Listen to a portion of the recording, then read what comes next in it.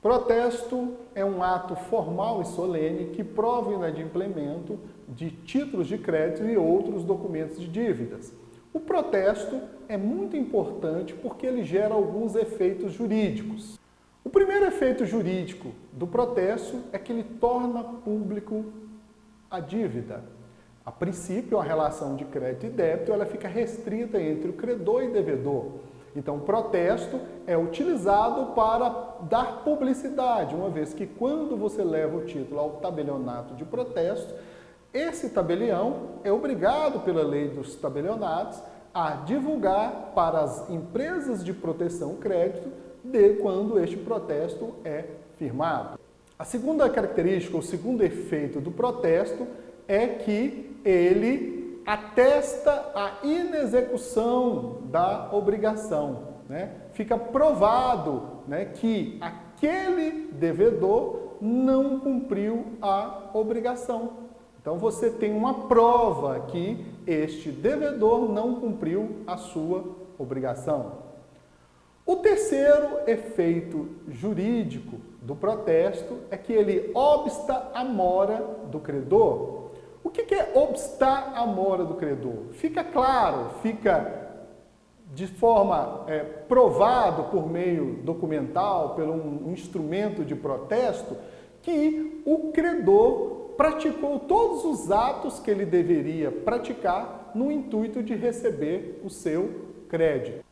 Outro efeito jurídico, ele prova a impontualidade do devedor. Ele atesta, né, por meio do instrumento de protesto, que este devedor não cumpriu na data aprazada o seu compromisso. Ele não pagou aquele título naquela data descrita no próprio documento.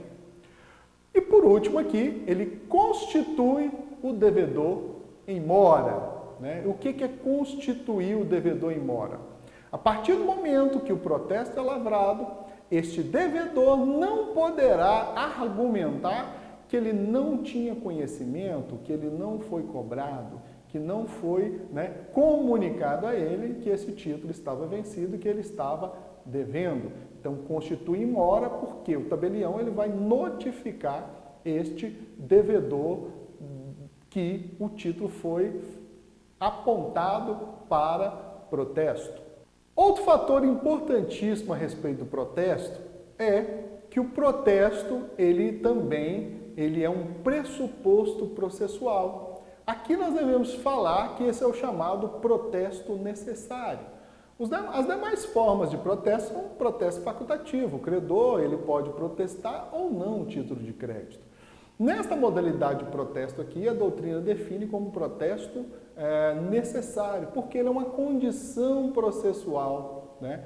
E quando ele é uma condição processual? Quando a duplicata não foi aceita, né, e o credor quer executar, o primeiro requisito que ele tem que cumprir para entrar com essa ação de execução é efetuar o protesto desta duplicata.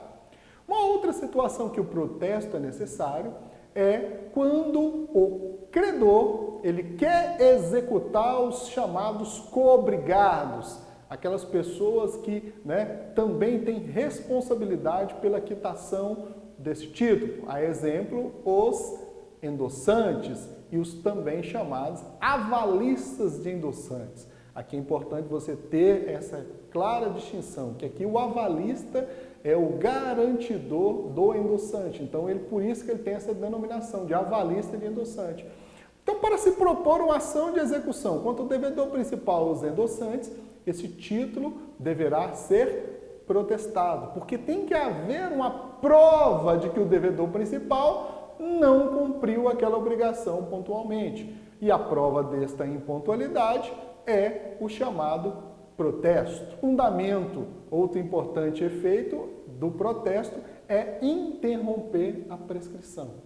Então, quando você protesta um título, ele interrompe o prazo prescricional para a propositura da ação de execução. Então, quando ele interrompe, esse prazo zera e começa a contar novamente a partir do protesto. Agora nós vamos observar e vamos aprender a respeito da nota promissória.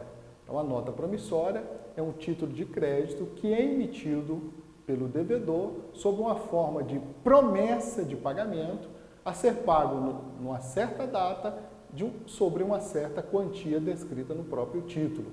A nota promissória, para valer como nota promissória, para se tornar um título de crédito, ele tem alguns requisitos. O primeiro requisito a ser preenchido para que uma nota promissória seja considerada nota promissória é que no próprio título, na própria carta, tem a definição nota promissória.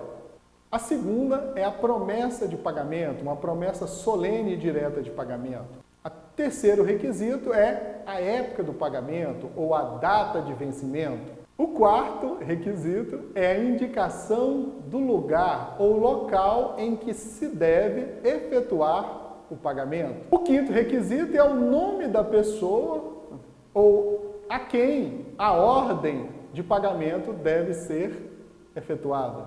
O sexto requisito, a indicação da data e local de pagamento. O sétimo requisito, a assinatura do emitente ou subscritor da nota promissória. Outro importante instituto a respeito da nota promissória é a prescrição. A nota promissória prescreve em 3 anos a contar da sua data de vencimento. Outro prazo prescricional é o prazo de 1 ano, que tem aquele portador, aquele que está de posse do título, para executar os coobrigados, endossantes e avalistas de endossantes. O terceiro prazo prescricional é o prazo de 6 meses, que é o prazo que um endossante, um coobrigado, tem para executar o outro coobrigado.